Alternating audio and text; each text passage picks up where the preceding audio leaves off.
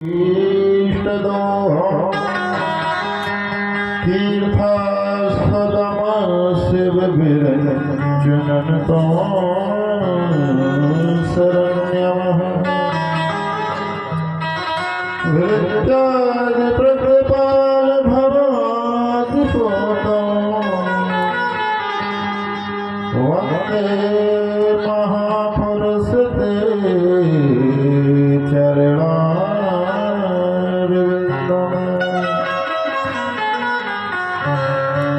यैकासजरेतरहृदयलक्ष्मी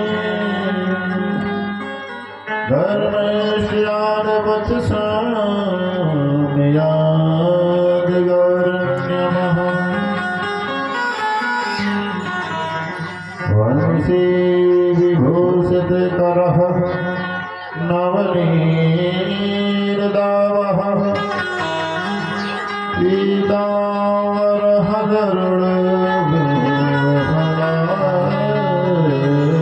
पीताम्बरहगरुडधर्षः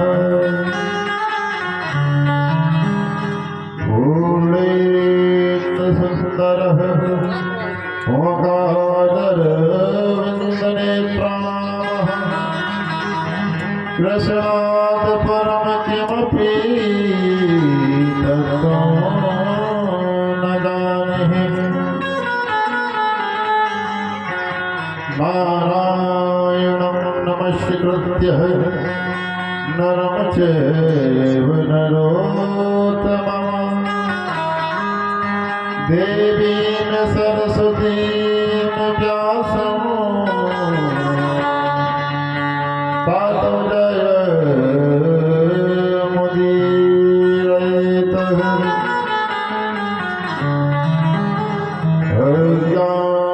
अज्ञानतिमिरान्धस्य ज्ञानाञ्जनशलाकया चक्षुरुन्मिलितमये तस्मै श्रीगुरुवे नमः। गीतानाथ समारोहा श्रीरामानन्दार मध्यमा अस्मदाचार्य पर्यन्ता वन्दे गुरु परम्परा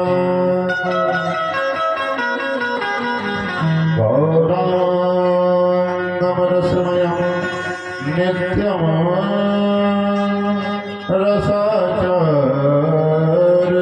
रसाचार्यरसोत्सुकमः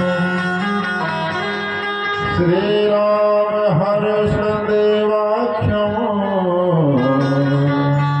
सद्गुरुवे प्रणमाम्यहम्।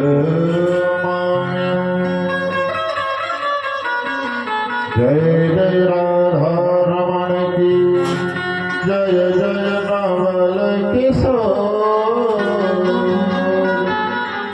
जय गोपीचित चोर प्रभु जय जय माखन चोर मनोजवं मारुततुल्यवेगं जितेन्द्रियं बुद्धिमतां वरिष्ठं वातात्मजं वानरयोतमोक्षं श्रीरामदूतं शरणं नमामि। प्रणमो पवन कुमार खलबल पावक ज्ञान घन जास हृदय आगर वसहे राम सर चाप धर आइए हनुमत विराजिए कथा कहो मत अनुसार प्रेम सहित गादी धरो पधारिए पवन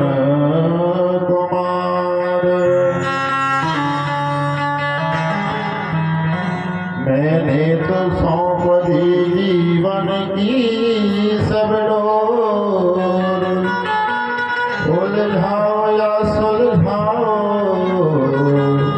श्री नटवर नंद किशोर। जय मां शारदे वीणा को झंकार, मानस भवन पधारती विनती हो स्वीकार। जिनकी सेवा भाव से ऋणी हुए श्री राम, ऐसे बजरंग के चरणों में मेरा कोटि कोटि प्रणाम।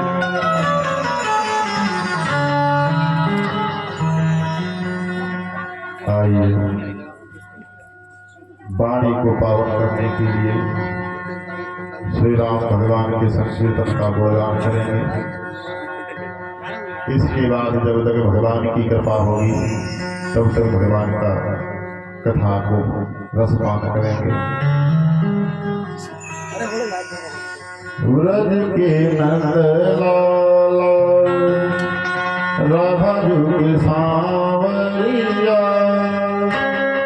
सब जग दूर हुए जब तेरा नाम लिया।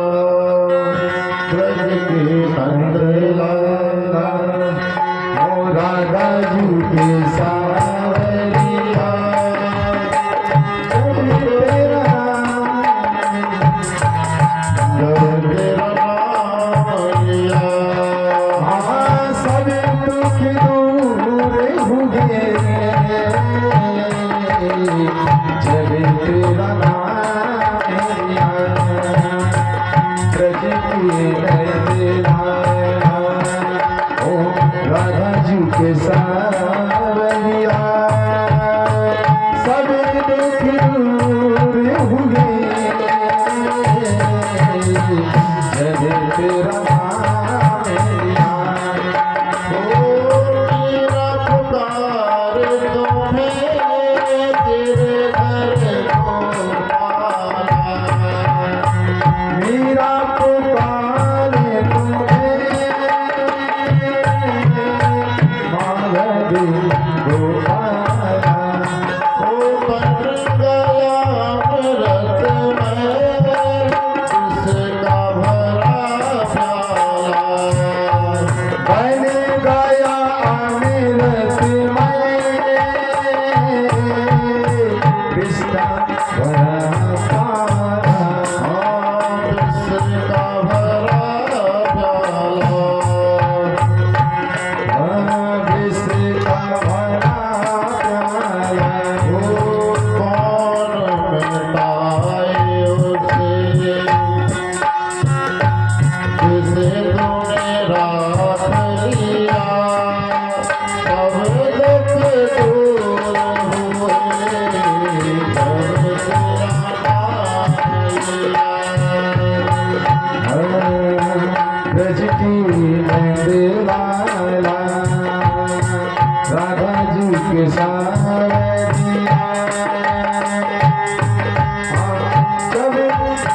सभी दुख दूर हुए जब तेरा नाम लिया।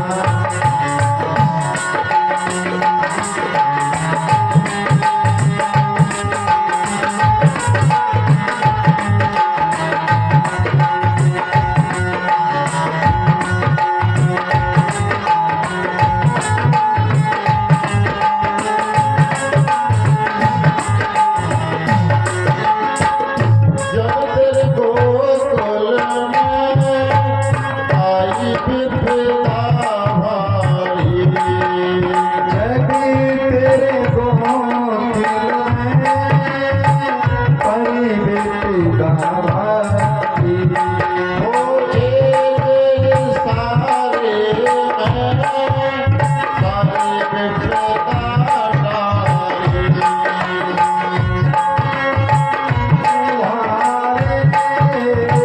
सभी विपदा भारी। ओ मोड़ गया गोवर्धन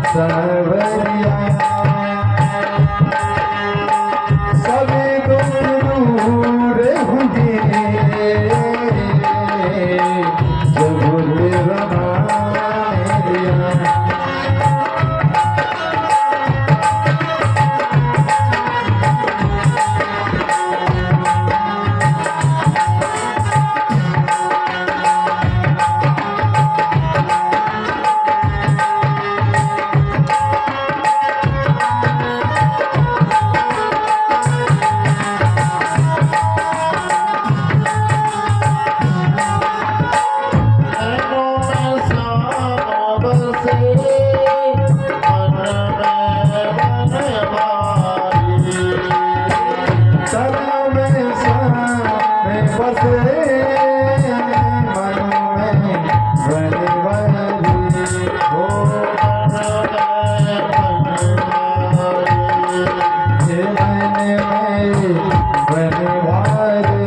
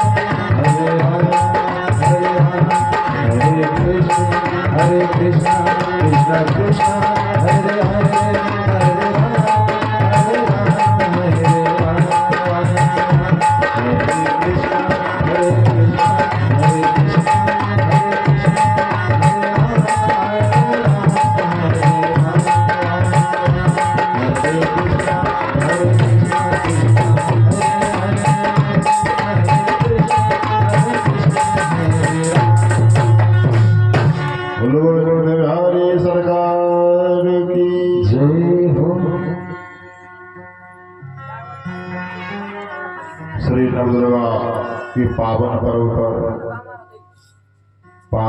पर आज श्रीमद् भागवत कथा के तृतीय दिवस में प्रवेश करेंगे।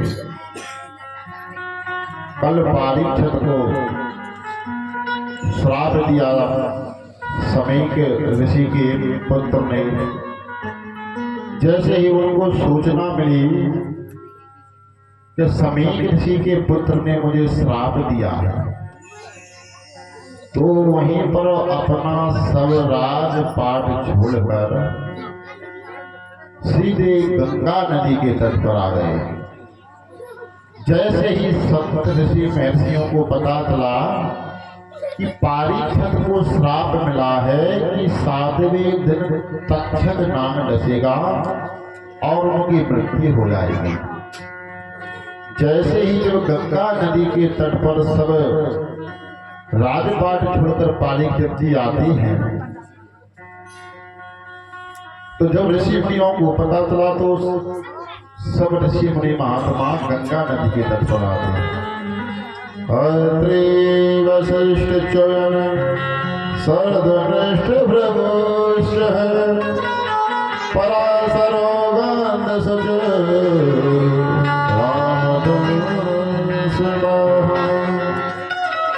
अत्रि जी, वशिष्ठ, पराशर, भृगु, परशुराम, विश्वामित्र आदि के सभी संत गंगा नदी के तट पर आ गए।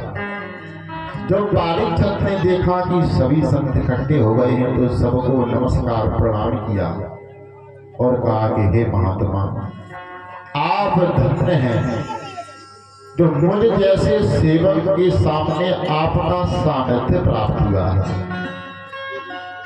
हे संत महात्माओं, जैसा कि आपको विदित है कि 7वें दिन मुझे श्राप है कि 7वें दिन मृत्यु को मैं प्राप्त होगा, मुझे इस बात का डर नहीं है। बस एक कुछ प्रश्न मेरे अंतरात्मा में चल रहे हैं, तो हे संत आप उनका निराकरण कीजिए। पारिक जी कहते हैं कि मरने वाले का धर्म क्या है, उसको क्या करना चाहिए। मिलियम मानस क्यों कर्तव्यम, मरने वाले मनुष्य का कर्तव्य क्या है। चर्चा हो ही रही थी कि तत्र भगवान व्यास पुत्र हो यदक्षगामटिमानपेक्षः अलक्षलिंगो निजलाभतष्ट हो वृतस्य बलावधूतः। चर्चा चल ही रही थी कि उन्होंने देखा कि ऋषियों मुनियों के बीच में साक्षात भगवान प्रकट हो गए। जब सौनक जी ने उनसे पूछा महाराज कौन से भगवान प्रकट हो गए हैं, तो सूर्य जी बोले तत्र भगवान व्यास पुत्र हो।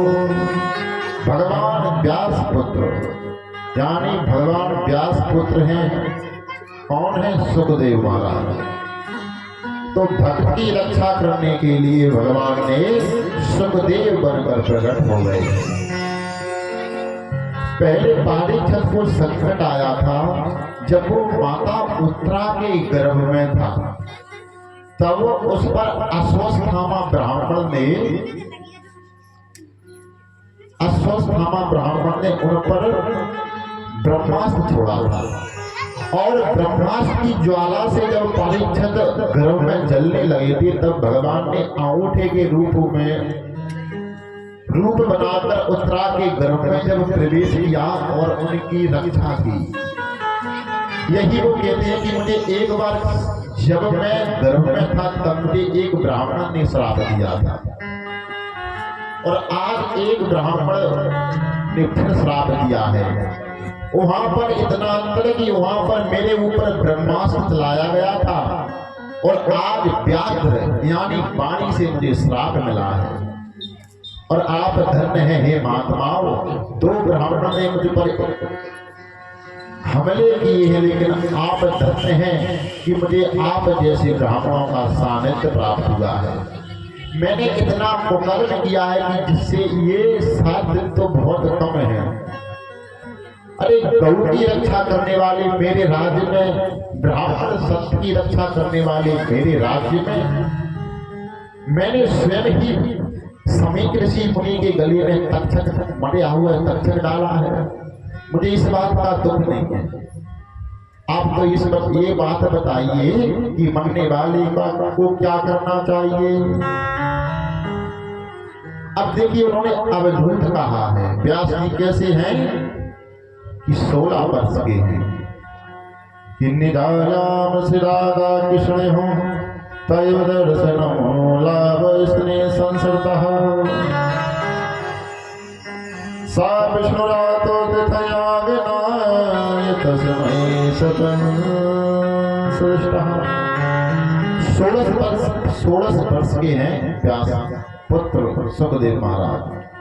अब वहां पर जब इतने संत बैठे थे, उन्होंने देखा कि व्यास जी आ रहे हैं, तो जिनकी आयु 10,000 वर्ष थी संतों की, वो खड़े हो गए। अब देखिए अवधूत हैं व्यास जी पुत्र कैसे हैं कि उनको पता ही नहीं है। बच्चे उनके पीछे पड़ जाते हैं कि नंगा बाबा आ गया, नंगा बाबा आ गया, और उनको यही पता नहीं है कि ये बच्चे मेरे पीछे पड़े हैं। उनके रूप सौंदर्य को देखकर सुंदर स्त्रियां उनके पीछे पड़ जाती हैं। ऐसे हैं व्यास पुत्र श्री सुखदेव महाराज। जब बच्चों ने और स्त्रियों ने देखा कि संत महात्मा व्यास जी को प्रणाम कर रहे हैं, तो बच्चे उन्होंने देखा कि जिसको हम बच्चा समझ रहे थे ये तो संतों के महासंत हैं, अब यहाँ से खिसकना ही चाहिए। तो ऐसे हैं व्यास पुत्र। जीवन मरण का उनको कुछ पता नहीं है, सिर्फ उनके पास ज्ञान का भंडार है। अब पारीक्षत जी ने उनको नमस्कार किया और कहते हैं येषां ससर्वं पुंसः सदः सदन्ति विग्रह क्यों पदर्शन पाद सोचिनादिभिः। हे महाराज, मरने वाले व्यक्ति का क्या धर्म है? तो व्यास जी कहते हैं वरीणेषां ते प्रसन्नः कृतो लोकितो नृपः आदं विस्मजपुषां श्रोतं वृद्धिसूयापरः। ये परीक्षण डकार उसी वस्तु की आती है जो हम खाते हैं। मान के चलो अगर आम का फल खाया है तो डकार भी उसी की आएगी। तब सबसे पहले व्यास जी के मुख से दो शब्द निकले, बकार, जो ब्रह्मा का बीज है। परीक्षित जी कहते हैं कि मैं 7वें दिन मरने वाला हूं, कुछ बचने का उपाय बताओ। ये प्रश्न उन्होंने नहीं किया, वो प्रश्न कर रहे हैं कि हे महात्मा, आप ये बताओ कि मरने वाले व्यक्ति को क्या करना चाहिए। अब सूत जी कहते, सूत जी पुत्र कथा सुनाते हुए कहते हैं कि जब सुखदेव महाराज से इस प्रकार का प्रश्न किया तो कहते हैं परीक्षित, तुम धन्य हो जो तुमने इस प्रकार के प्रश्न किए हैं। अगर कोई साधारण व्यक्ति होता तो वो यही पूछता कि महाराज 7 दिन में मेरी मृत्यु होने वाली है, आप कोई ऐसा इंजेक्शन बताएं, कोई ऐसी दवाई बताएं जिससे मैं बच जाऊं। ऐसा कौन सा काम है, कौन सा पुण्य करूं जिससे मैं बच जाऊं। लेकिन उन्होंने एक प्रश्न नहीं किया, वो तो ये कह रहे हैं कि मरने वाले प्राणी का क्या धर्म है। तो सूत जी कहते हैं कि हे परीक्षित, तुमको 7वें दिन मरना है और 7वें दिन सब लोग मरते हैं। सोम मंगल बुध गुरु शुक्र शनि राहु, इस प्रकार के ग्रह लेकिन 7 बार हैं। सोम मंगल बुध गुरु शुक्र शनि रवि। 7वें दिन तुम्हारी मृत्यु है और 7वें दिन सब मृत्यु को प्राप्त होते हैं। बस तो तुमने ये प्रश्न किया है कि मरने वाले का क्या धर्म है। सूत जी गदगद हो गए कि हे परीक्षित, तुमने ये प्रश्न अपने लिए नहीं किया, ये प्रश्न तुमने सभी जीवों के लिए किया है कि मरने वाले का क्या धर्म है। मनुष्य यही सोचता है कि महाराज मैं 7वें दिन मरने वाला हूं, मेरे बच्चे हैं, मेरी बेटी है, मेरी जमीन जायदाद है, मेरे रिश्तेदार हैं, अब बताइए मैं उनको छोड़कर कैसे जाऊं। लेकिन हे परीक्षित, तुमने ये बात तो लोग तृष्णा की आज तक तुमने एक बात नहीं की है। और आप एक पल में जैसे ही आपको पता चला कि आपको श्राप मिला है, सब राजपाट अपने पुत्र संतान सब छोड़कर आप आ गए और आप पूछ रहे हैं कि क्या धर्म है। धन्य है आप परीक्षित। परीक्षित कहते हैं कि तस्माद भारत सर्वाश्रम भगवान ईश्वर हरि श्रोतव्यम कीर्तिव्यम शब्दस्य भयमः। जब इस प्रकार भगवान सुखदेव कहते हैं कि अगर मृत्यु से अभय प्राप्त करना चाहते हैं, मृत्यु को जीतना चाहते हैं तो माधव की शरण में श्री गोविंद के हरिगान का कीर्तन करो। भगवान कहते हैं श्रोतव्यम, पहले भगवान की कथा को सुनो। सुनने से क्या फायदा होगा? जब आप कथा सुनेंगे तभी उनके बारे में, भगवान के बारे में जानेंगे। और जब तक किसी व्यक्ति की पूरी जानकारी ना मिले उसको पता ही नहीं चलता कि कौन व्यक्ति है। मान के चलो अगर यहाँ पर कलेक्टर महोदय कथा सुनने के लिए आते हैं और किसी व्यक्ति को पता ही नहीं कि ये कलेक्टर है तो उनके पास में बैठ जाएगा। अगर कोई पुलिस वाला है और साधारण ड्रेस में है तो कोई भी बस व्यक्ति उनके सामने बैठ जाता है, क्योंकि उसको पता ही नहीं कि ये कौन है। इस प्रकार भगवान की भक्ति है कि पहले कथा को श्रोतव्य, कथा को सुनो। जब तुमको उस चीज की जानकारी हो जाएगी, जब आप उस चीज से परिचित हो जाएंगे, तब आपको उस वस्तु का ज्ञान हो जाएगा। सुनने से ये होगा कि भगवान की जो आप गुणगान सुनेंगे उनका मन उनका दीवाना हो जाएगा।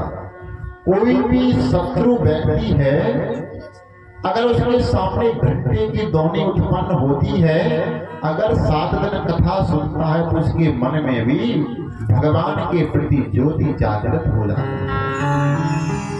तो सुखदेव महाराज कहते हैं कि पहला काम है श्रोतव्य, कथा सुनो। और आप तो कह रहे हैं कि आपके पास 7 दिन है, राजा खटवान हुए हैं, आपके पास मृत्यु के लिए 7 दिन है। अब देखिए एक डॉक्टर होता है, अगर डॉक्टर कह दे मरीज कितना भी भयंकर हो, उससे कह दे कि मरीज से कहते कि कोई ज्यादा बड़ी बीमारी नहीं है, एक दवाई दे देता हूं उससे आप सही हो जाएगा, भले उसको बहुत ज्यादा बहुत बड़ी बीमारी हो। लेकिन डॉक्टर के पास वो औषधि है जो उसको क्या है संतुष्टि दे देती है, भले ही बहुत बड़ी बीमारी हो। और कोई साधारण व्यक्ति भी हो उससे कह दे कि भैया आपको बहुत बड़ी बीमारी है, 25 प्रकार की जांचें होंगी, बहुत खर्चा है, तो उस बीमारी से नहीं मरेगा, वो खर्चा देकर मर जाएगा। तो ये है मृत्यु का भय।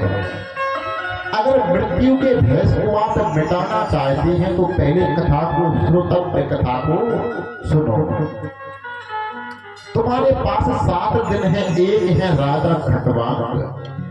श्री विष्णु पुराण में प्रसंग आता है कि जब देवताओं की और असुरों की जब लड़ाई हुई तो राजा खटवांग हुए हैं एक छापू वंश में। उन्होंने असुरों के साथ में युद्ध किया भगवान की तरफ से। जब युद्ध समाप्त हुआ तो भगवान ने कहा कि हे राजा खटवांग, हम तुम्हारी वीरता से प्रसन्न हैं, आप कोई वरदान मांग लो। तो राजा खटवांग ने कहा कि हे महाराज, आप तो इतना बता दीजिए कि मेरी आयु, मेरी उम्र अभी कितनी शेष है।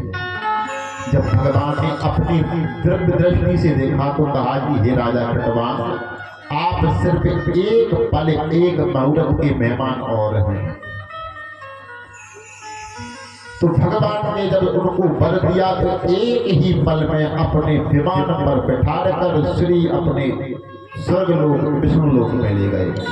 और जब राजा खटवांग के पास सिर्फ एक पल का समय था, और ये परीक्षित तुम्हारे सामने तो 7 दिन का समय है, कि चिंता ना करो राजन, दिन 7 अभी बाकी है।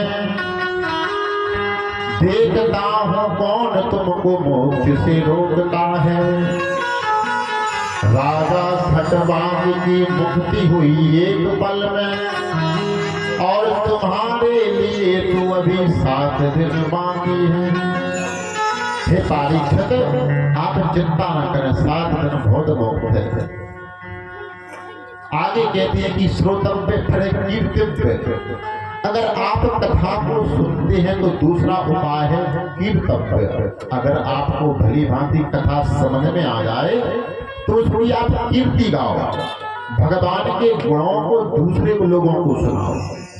ये होता है कीर्तव्य।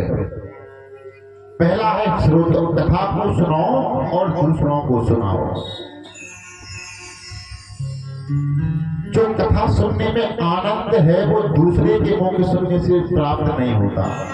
इसलिए अगर अपने ज्ञान को बढ़ाना चाहते हैं तो कथा को सुनो और भगवान की चर्चा दूसरे लोगों से कहो, जिससे भी क्या है उनके ज्ञान में वृद्धि हो। तीसरा उपाय है कि आसन को जीतो।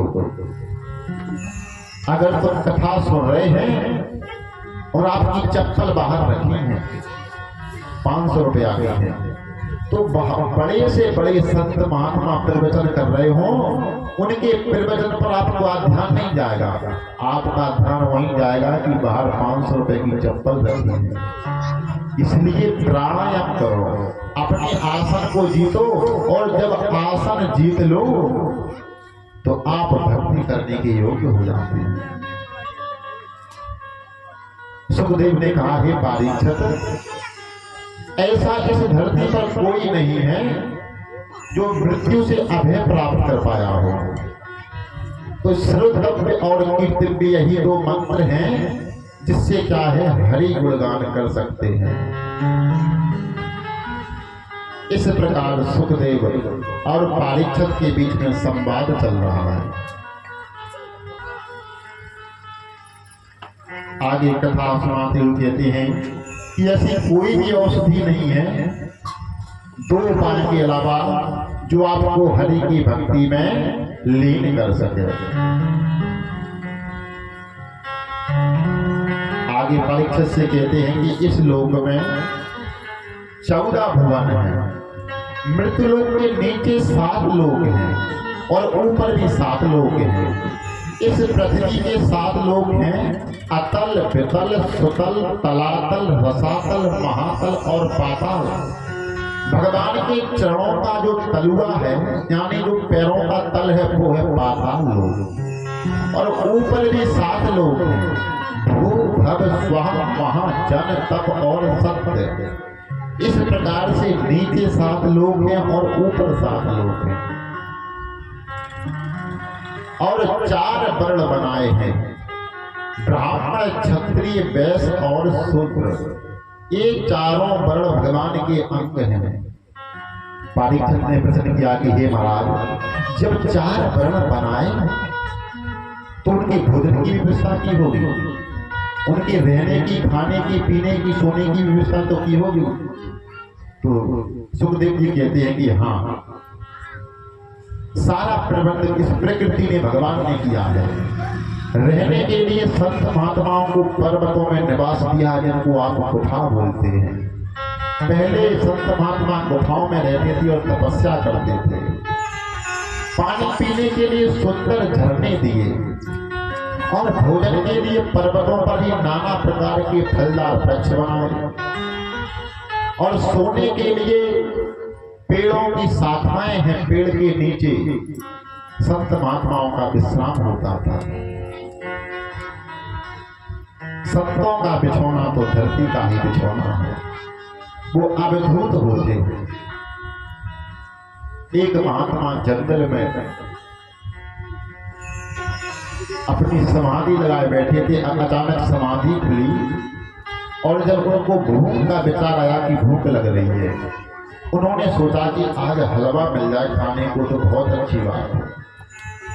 हलवा खाने का उनका मन हुआ, लेकिन थोड़ी दूर जब गए तो एक केले का फल मिल गया और जब केले का फल खाया तो कहा हे भगवान आप धन्य हैं, कहाँ का सांसारिक हलवा और कहाँ आपने इतनी अच्छी पैकेट करके दी है।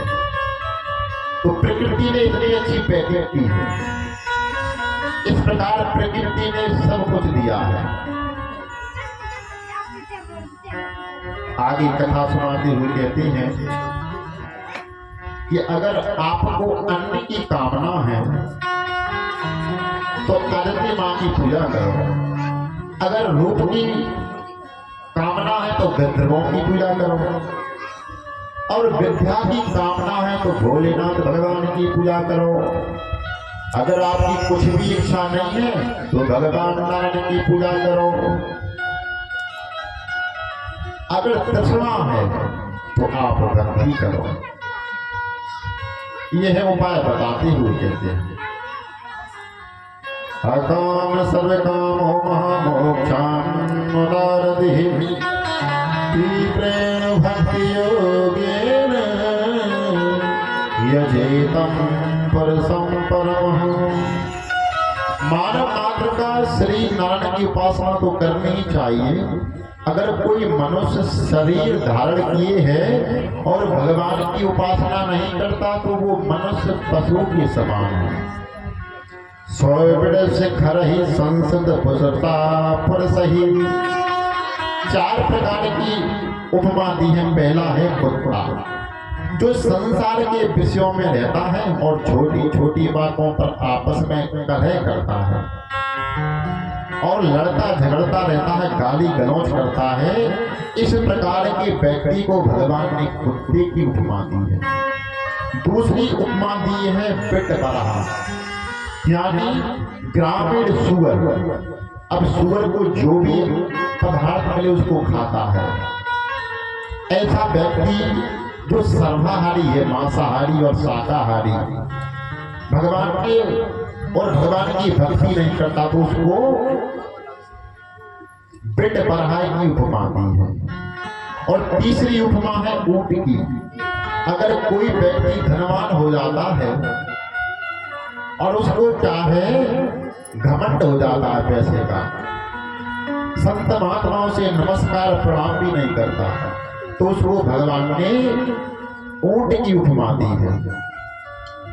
और भगवान कहते हैं चौथी उपमा है गृहस्थी वाले लोगों की, जो गृहस्थ जीवन में फंसा है और भगवान की कीर्तन का गुणगान नहीं करता, भगवान का ध्यान नहीं करता, वो व्यक्ति गधा के समान है। क्योंकि इस जगत में कोई भी परमानेंट नहीं है।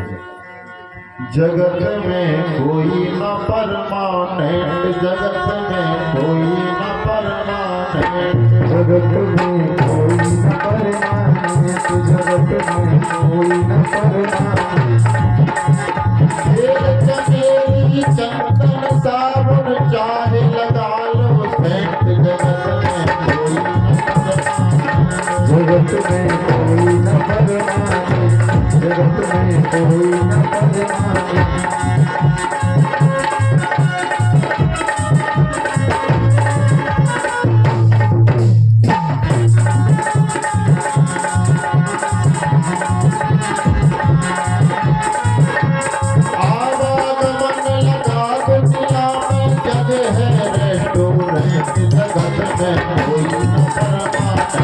जगत में कोई न परमानेंट।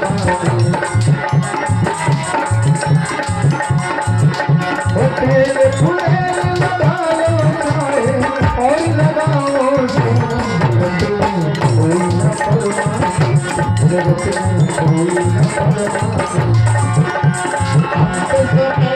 उड़ जाएंगे तेरे पंखों में, जगत में कोई न परमानेंट। हो तेरे फुलेल लगा लो चाहे और लगाओ, जगत में कोई न परमानेंट, जगत में कोई न परमानेंट। हरिद्वार चाहे काशी मथुरा घूमो दिल्ली के, जगत में कोई न परमानेंट, जगत में कोई न परमानेंट, जगत में कोई न परमानेंट।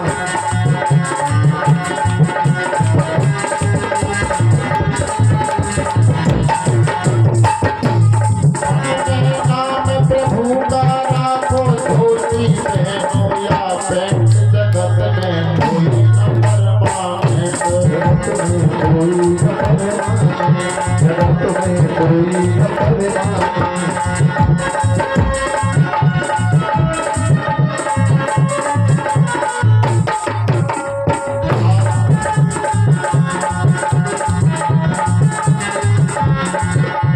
साधु संत की संगत कर लो, ये सच्ची गवर्नमेंट,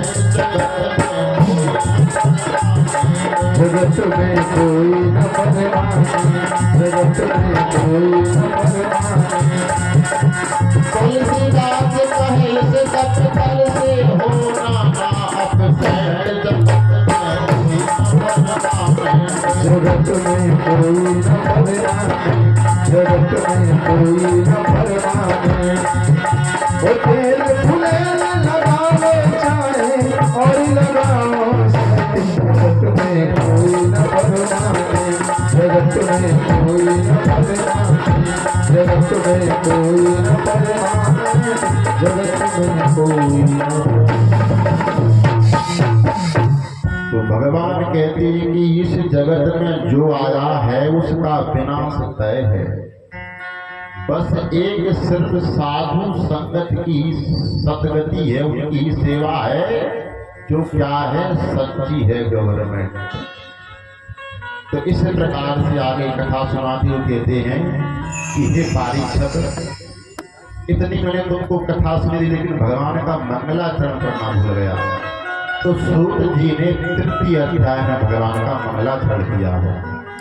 नमः वरसन पुरसाय भूयसे समवदाय निरोध लीलया गृहीत सक्त कृताय देहि मानसमय सुवर्तने। सुखदेव भगवान ने भगवान के चरणों में ध्यान किया, उनका मंगलाचरण किया और आगे कथा सुनाते हुए कहते हैं कि हे परीक्षित,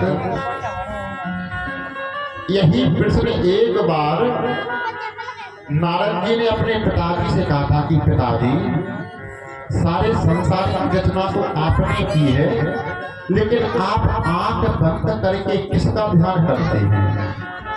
तो ब्रह्मा ने कहा कि हे बेटा, मेरे ऊपर भी एक सरकार है जिसका नाम है नारायण। भले ही इस ब्रह्मांड की रचना मैंने की है, लेकिन मैं भगवान नारायण के नाभि कमल से उत्पन्न हुआ।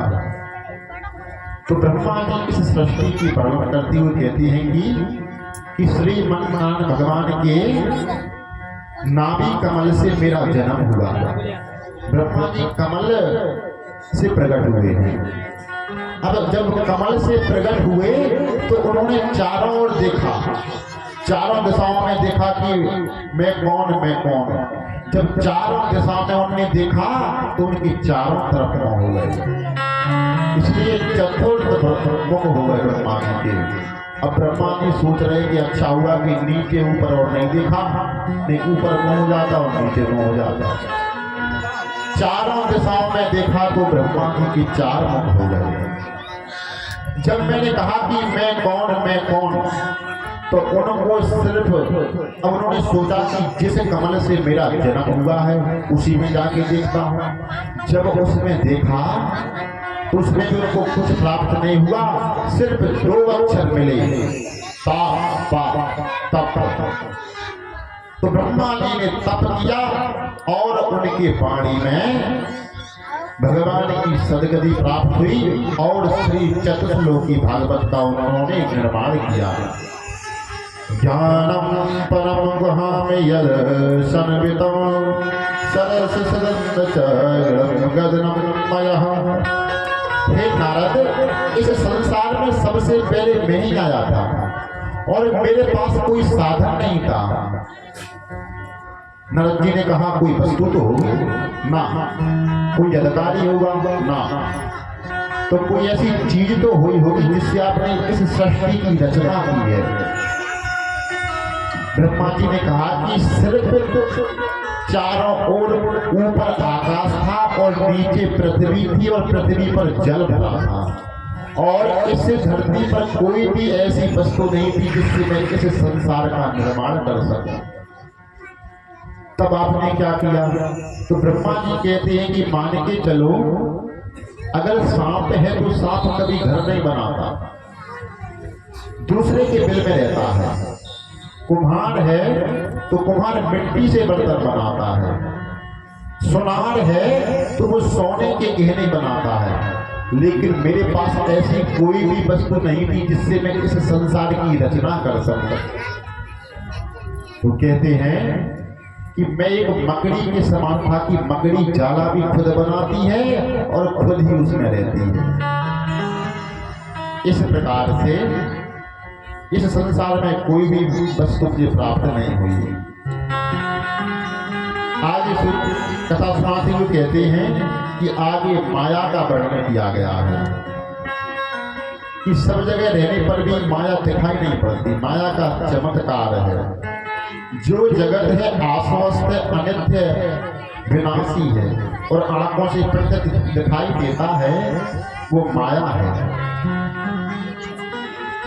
आगे कथा श्रवण कराते हुए कहती हैं कि सृष्टि वर्णन करते हुए कहते हैं, विदुर जी का चरित्र सुनाते हैं और कहते हैं कि पांडवों में युधिष्ठिर धर्म अवतार हैं और कौरवों में धृतराष्ट्र हैं, वो धर्म के अवतार हैं। तो इन्होंने क्या है, धर्म का पालन किया है। बताया गया है कि धर्म का पालन करना चाहिए सभी मनुष्यों को। पहले ओडिशा में एक राजा हुए हैं मधुकर शाह, अकबर के समकालीन थे, वो तिलक लगा के जाते थे। एक बार की बात है, अकबर ने उनसे कहा कि अगर तिलक लगा के आए तो कल दरबार में नहीं आना, अगले दिन और लंबा तिलक लगा के गए। जब उनसे पूछा तो उन्होंने कहा कि मैं दरबार छोड़ सकता हूँ लेकिन अपने धर्म को नहीं छोड़ सकता। जब रावण भिक्षुक का, भिखारी का, संत का भेष बनाकर सीता जी के पास आया था और उससे कहा कि मैं इस पेड़ के नीचे तपस्या कर रहा हूँ और तुम यहीं पर मुझे भिक्षा लाओ, अगर नहीं लाओगी तो मैं तुमको श्राप दूंगा। तो सीता जी ने अपने धर्म का पालन करने के लिए महाराज लक्ष्मण की लक्ष्मण रेखा को पार करके भिक्षा देने के लिए गई थी। तो इस प्रकार से धर्म का पालन बताया गया है। अगर डॉक्टर सोचे, अगर डॉक्टर मरीज को मीठी दवाई देने लगे और सचिव जब चाटुकार बन जाए और जब राजा ही घमंडी हो जाए तो क्या है, फिर संसार ज्यादा दिन चलने वाला है। जब विदुर जी को उद्धव जी मिले तो उद्धव जी से पूछा कि हे मित्र कहाँ घूम रहे हो और महाभारत का क्या हुआ। तब बताया कि यदुवंशियों का संहार हो गया है और श्री कृष्ण भगवान ने संप्रण कर लिया है। तो उद्धव जी कहते हैं कि पूरा दृष्टांत मुझे बताइए। तो वे कहते हैं कि आप गंगा नदी के तट पर जाओ और आपको मैत्री मुनि मिलेंगे, वो भी आपको सब बताएंगे। हरिद्वार पहुंचे जब और मैत्री मुनि से भेंट हुई तो उनसे पूछा, सुखाय कर्माणि करोति लोके ते सुखं बान्द्रंपः विद्यते बुद्धकं यत्र भगवान वदन्तः। उनसे कहते हैं कि इस संसार में कोई भी जीव सुखी नहीं है, दलदल में फंसता ही जा रहा है। तब मैत्री मुनि ने उपदेश दिया और कहा कि भगवान नारायण के नाभि कमल से ब्रह्मा जी प्रकट हुए। ब्रह्मा जी ने सृष्टि की रचना की तो अपने 4 पुत्रों को जन्म दिया, उत्पन्न किए सनक, सनंदन, सनंद कुमार और सनातन। इन 4 पुत्रों से ब्रह्मा जी ने कहा कि हे पुत्रों तुमको सृष्टि की रचना करनी है। 4 पुत्रों ने मना कर दिया, ना हम तो जप करेंगे। तो ब्रह्मा जी तो क्रोध आ गया कि हे बालक तुम मेरी आज्ञा का पालन नहीं कर रहे हो। इस प्रकार 4 पुत्रों ने मना कर दिया कि हम तो जप करेंगे। जब उनको इतना क्रोध आया तो उनकी जो भ्रकुटी है उनमें से रुद्र भगवान यानी शंकर जी प्रकट हुए। शंकर भगवान से कहा कि हे रुद्र तुमको इस सृष्टि की रचना करनी है। तो उन्होंने कहा ठीक है हम करते हैं। अब जैसे इन्होंने रचना की तो उन्होंने बाबा ने भूत प्रीत दांतनी साधनी पैदा कर दे। ब्रह्मा जी कहते बस करो महाराज, डराओगे का। अब जब उन्होंने कहा कि तुम भी भक्ति करो तो जब शंकर भगवान ने भूत प्रेत डाकनी साकनी आदि का निर्माण किया तो ब्रह्मा जी बोले बस करो महाराज, इतनी खतरनाक सृष्टि की रचना हमें नहीं करवानी। अब उन्होंने अब की बार ब्रह्मा जी ने मारीची, अत्रि, अंग्रा, पुलस्त, क्रतु, दक्ष 10 ऋषियों को प्रकट किया। अपनी वाणी से ब्रह्मा जी ने परम सुंदरी कन्या सरस्वती को प्रकट किया। छाया से कर्दम ऋषि और ब्रह्मा जी की मानसिक सृष्टि की रचना हो गई। वामांग से कन्या और दक्षिणांग से पुरुष का जन्म हुआ जो है मनु और शतरूपा। जो मनुष्य हैं वो इस संसार में मनु और शतरूपा की ही संतान है। अब जब मनु पुत्र और शतरूपा से कहा कि तुम सृष्टि की रचना करो, तो जब वो सृष्टि की रचना कर रहे थे तो है अपना स्वयं हिसाब लगावे कि अपने किसको संतान मानते हैं। मानव पुत्र मनु के पुत्र हैं। मनु सप्तरूपा ने 5 संतानें उत्पन्न की, 3 है बेटी और 2 है पुत्र। बेटी है आहुति, देवहूति और प्रसूति। बेटों के नाम है प्रियव्रत और उत्तानपाद। एक दिन मनु महाराज ने ब्रह्मा जी से प्रार्थना की कि सृष्टि का विस्तार तो करना है, पर क्या करूं, जो हिरण्याक्ष राक्षस है उसने पृथ्वी का ही हरण कर लिया है। अब उन्होंने कहा कि ये हिरण्याक्ष कौन है। अब तो हिरण्याक्ष राक्षस पृथ्वी का ही हरण करके जो ले गया। तो उसी समय ब्रह्मा जी ने जब छींका तो उनकी छींक से बराह भगवान प्रकट हुए। बोलो बराह भगवान की जय। अब विदुर जी ने मैत्री जी से पूछा कि अब ये बताओ कि ये कौन है हिरण्याक्ष। तब मैत्री मुनि कथा सुनाते हुए कहती हैं कि कश्यप जी ने द्वितीय अदिति धनु काष्ठा सुरसा उनकी अनेक पत्नियां थी, लेकिन उनमें एक थी दिति से दैत्यों को जन्म हुआ है। एक दिन की बात है कि ऋषि कश्यप महामुनि शाम को संध्या वंदन कर रहे थे और उनकी पत्नी ने रति की याचना की। तो संत ने कहा कि ये समय शाम का है और शाम के समय रति का समय नहीं है, क्योंकि शाम के समय संध्या के समय भगवान शंकर के गण विचरण करते हैं। इसलिए 3 काम बताए गए हैं जो शाम को संध्या के समय नहीं करना चाहिए। पहला है रति, दूसरा है अध्ययन और तीसरा है भोजन। ये 3 काम वर्जित बताए गए हैं शाम के समय, और भगवान शंकर की जो पूजा है वो शाम के समय बताई गई है। इस प्रकार जब वो नहीं मानी रति कि जब उनकी इच्छा हुई तो उन्होंने कहा कि ठीक है। अब वो जब गर्भवती हुई तो कश्यप ने कहा कि अब तुम्हारे गर्भ से 2 आतंकवादी पैदा होंगे, क्योंकि अब उन्होंने जब सुना कि मेरे गर्भ से 2 आतंकवादी पैदा होंगे, हिरण्यकश्यप और हिरण्याक्ष, जब उन्होंने सुना तो उन्होंने क्या है 100 वर्ष तक अपने गर्भ में ही रखे, उनको गर्भ से बाहर नहीं निकाला। जब उनकी गर्भ से चारों दिशाओं जलने लगी तो ब्रह्मा जी ने के पास सब देवता गए कि ये जलन कहां से आ रही है। तो ब्रह्मा बोले कि ये इसकी एक कथा है कि जब मेरे चारों पुत्र सनक, सनंदन, सनत कुमार और सनातन भगवान विष्णु के यहाँ गए तो उनके द्वारपाल थे जय और विजय। जब उनसे कहा कि हमको भगवान से मिलना है तो जय विजय। अब देखो कोई भी अधिकारी हो तो अधिकारी से ज्यादा उसकी जो चौकीदार है उसको घमंड रहता है। ऐसे ही संत महात्मा हैं, संत बिल्कुल शील स्वभाव के होते हैं, लेकिन उनके जो चेले हैं, शिष्य हैं, वो घमंडी होते हैं। इस प्रकार भगवान जब नारायण भगवान के जो द्वारपाल हैं जय और विजय, उनसे कहा कि जब चारों पुत्रों ने कहा कि हमको भगवान से मिलना है तो उन्होंने मना कर दिया कि भगवान अभी तपस्या में हैं।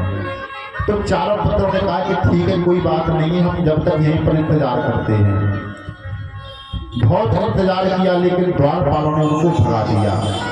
तब उन्होंने चारों पुत्रों ने जय और विजय को श्राप देकर कहा कि हे जय हे विजय, मैं श्राप देता हूं कि 3 जन्म तक तुम राक्षस योनि में पैदा होगे। तो ये राक्षस है हिरण्य और हिरण्याक्ष, यही 2 राक्षस है। और भगवान ने कहा कि भले ही मेरे द्वारपाल हैं लेकिन उन्होंने क्या है संतों की अपमान किया है, इसलिए दंड की पात्र हैं। और भगवान कहते हैं कि जो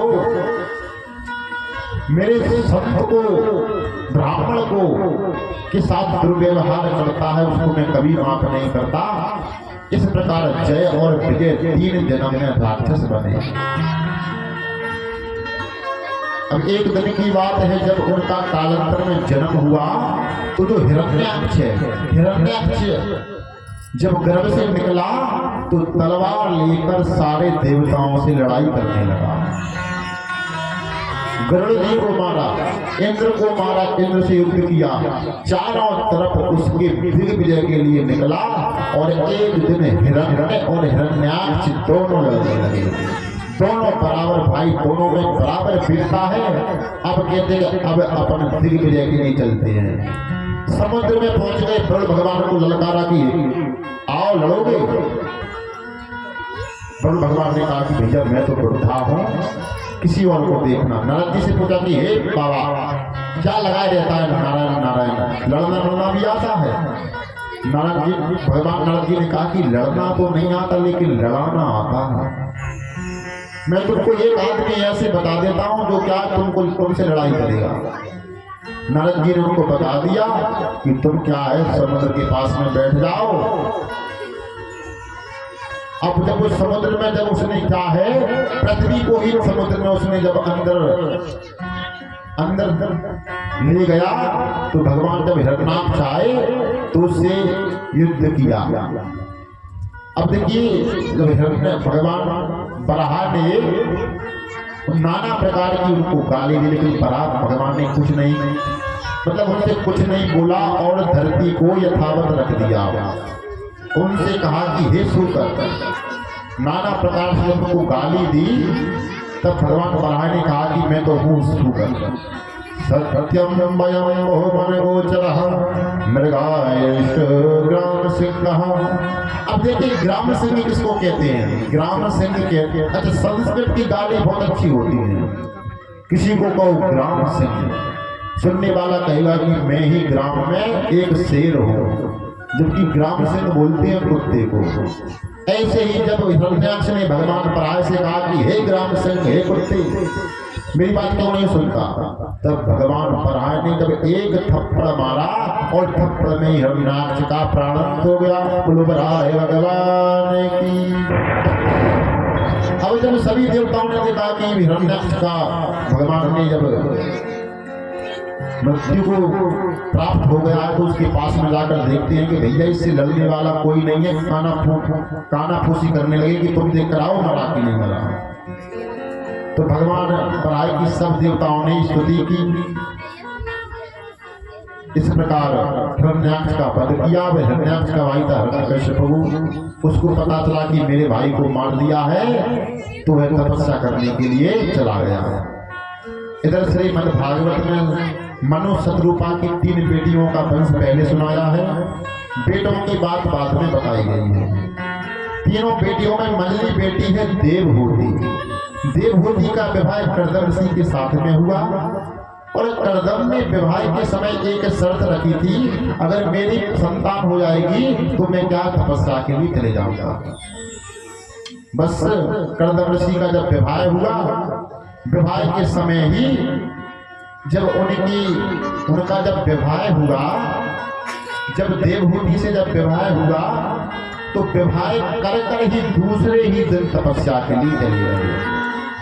साल उन्होंने तपस्या की और जब घर पर आकर देखा तो भगवान गदगद हो गए और देवहूति से पूछा कि हे देवहूति,